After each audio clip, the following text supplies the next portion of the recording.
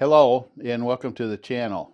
Today we're going to talk about the Ariens RapidTrak system. I've had a lot of people ask about how it works over at movingsnow.com, and it's a lot easier to show you how it works than it is to try to explain it on paper. So we're going to do this in two parts. First, I'm going to show you how it works. Then in the second part, I'm going to show you how it compares to the regular tracked snowblowers that you're familiar with. All right, so let's get started. Down in the dirt.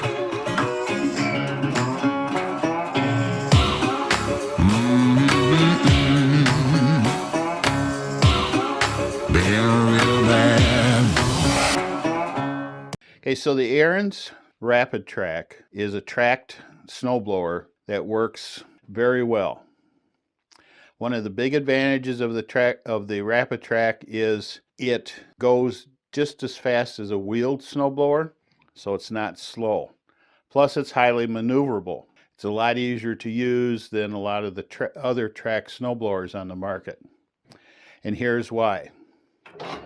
In normal mode, this works just like a regular tracked snowblower. You have more traction than what you normally would with a wheeled machine.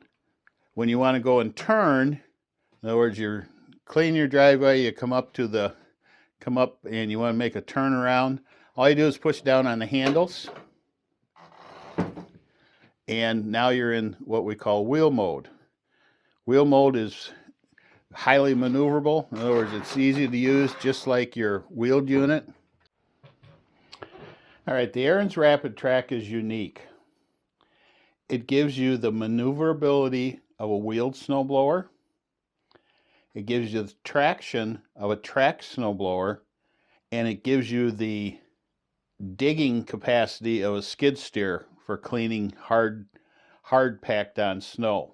All of this is done with this trigger underneath your right handle. Pull the trigger to go into the different modes. All right, so I'm going to move the camera down and we'll look at the tracks and talk about how it works. So when you first get your machine, you'll probably see it with the tracks down. This is called track mode. So this gives you about the same traction as you would with any other tracked snowblower. With this machine, with the auto turn, it's really easy to turn. You don't have to pull any triggers or anything. You just move your handles and it goes in the direction that you want it to go.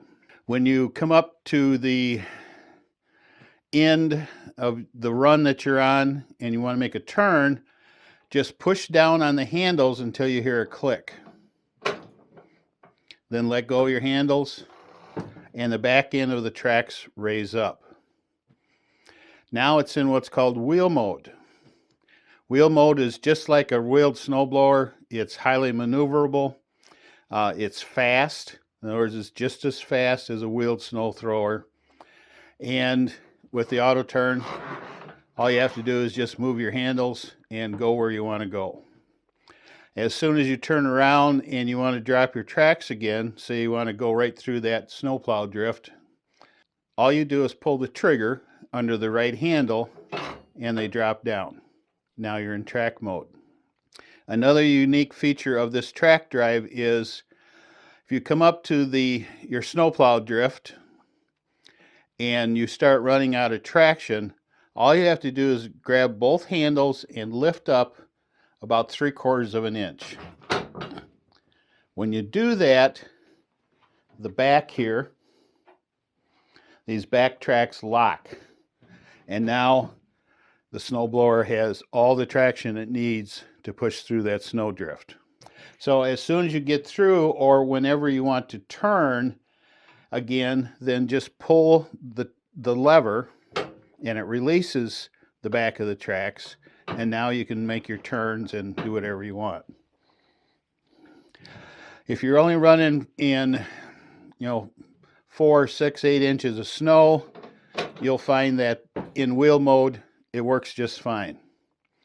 If it starts to slip a little bit, if you have a little bit of slippery snow or a little bit of ice underneath, just pull the lever and drop the tracks down. After about 30 minutes of use, you'll get used to this very easily.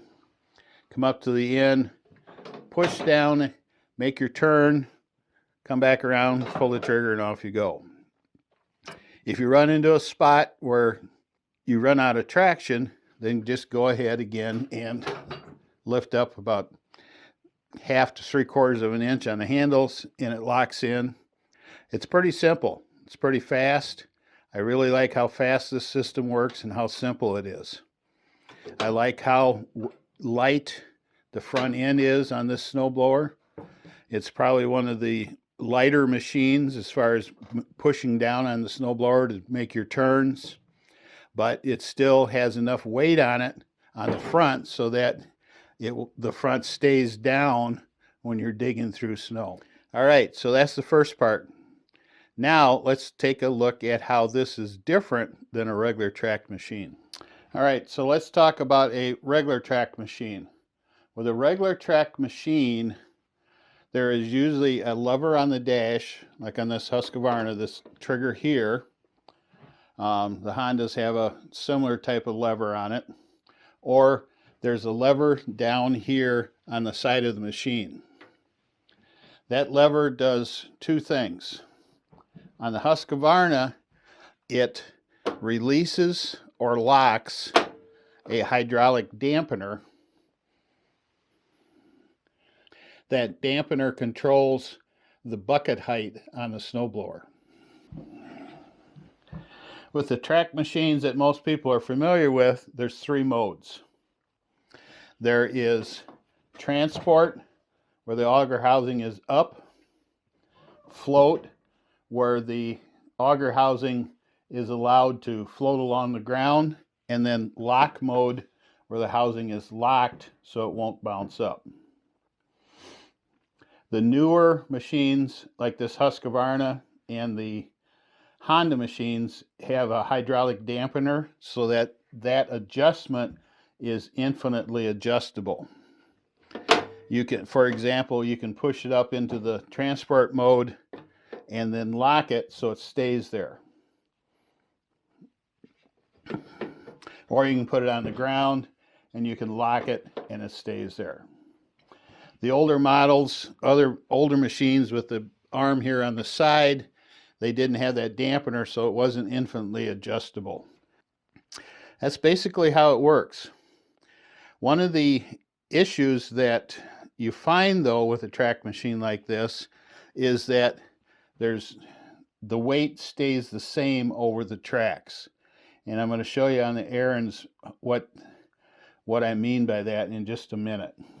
Normally you would have this in float mode when you're clearing snow.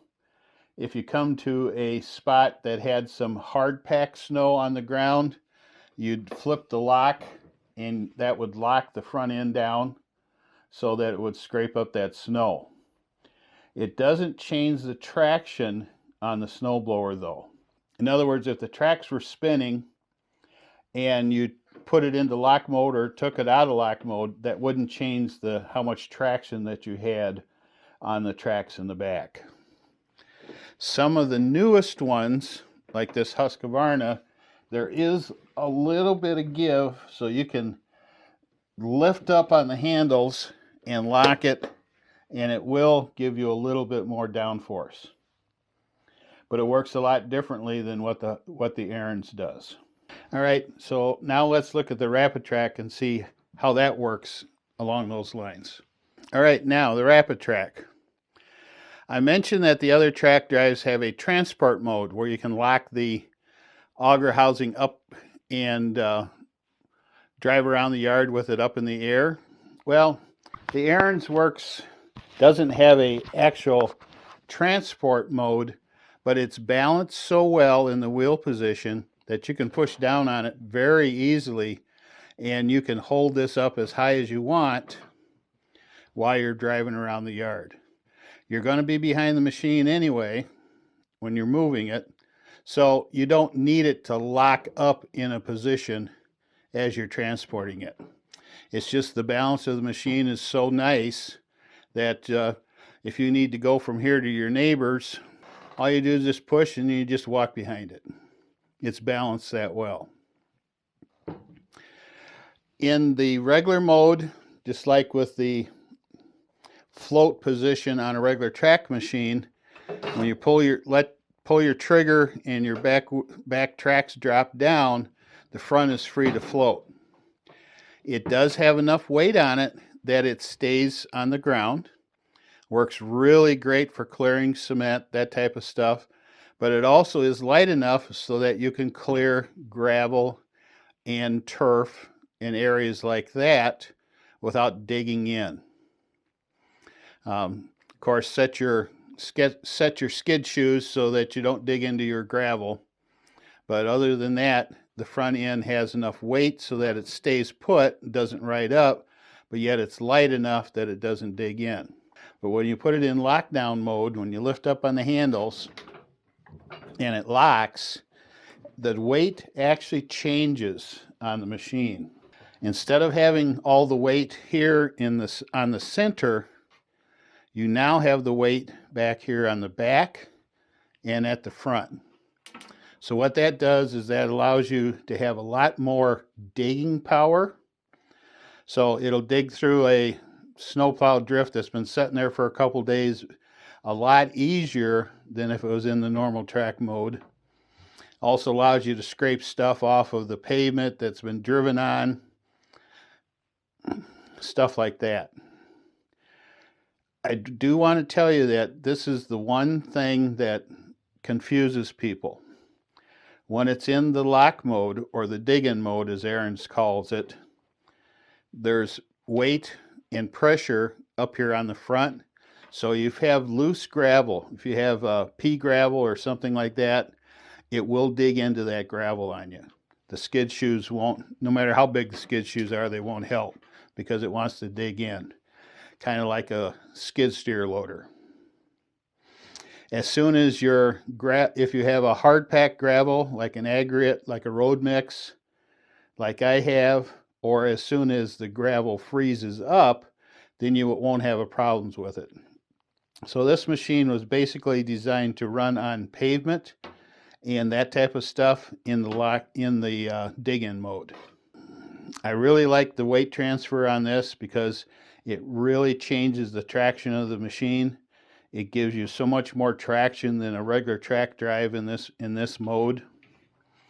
I also like the fact that in the wheel mode, you basically have the same speed as you would with a wheeled snowblower.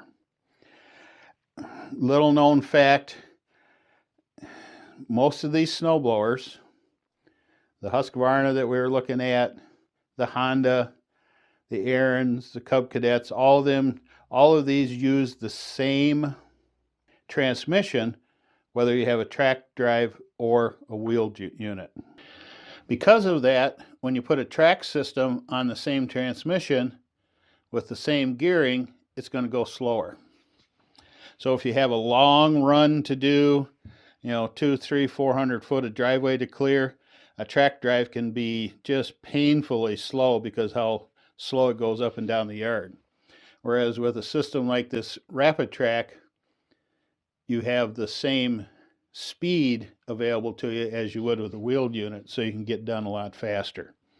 That's one advantage of the RapidTrak that I do like. Okay, one last thing. Let's talk about steering just a little bit.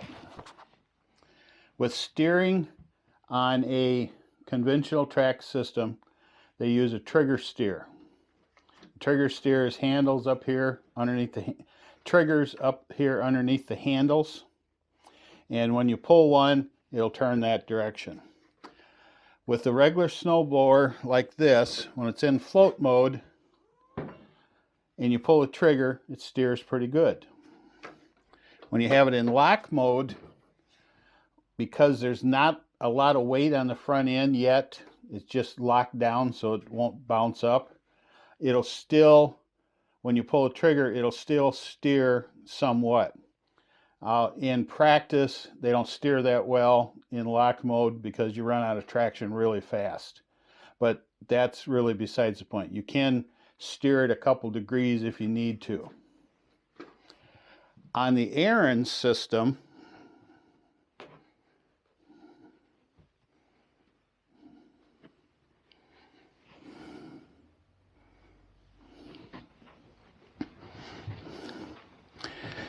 In wheel mode, it steers very easily. Just move your handles.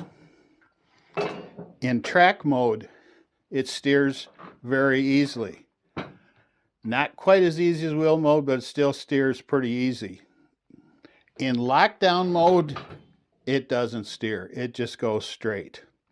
So if you have to make a couple degree course direction, what you do with the RapidTrak is you pull your little trigger, release the lockdown or the dig-in mode, make your turn, and then lift up again as you're going along. Get used to it. You won't have any problems at all. It's very easy. It's very easy on your back. The machine doesn't whip you around. Especially in the track mode, this thing just goes as straight as could be if you want it to. But it also turns very easily. So that's the difference. If you're in lockdown mode, two things you can't do. You can't run it in loose gravel, and you also can't turn it when it's in the lockdown mode. But all you have to do is pull the trigger, and then it's easy to turn. All right. That should clear up quite a bit of the confusion that people have had with the RapidTrak over a conventional track system. If you have any questions or comments, feel free to put them down below. I'll be glad to discuss the two different systems a little bit better to make sure you understand them. All right. If you like this video, please like it. If you'd like to see more videos like this, please subscribe. And I will talk to you later. Bye. Down in the dirt.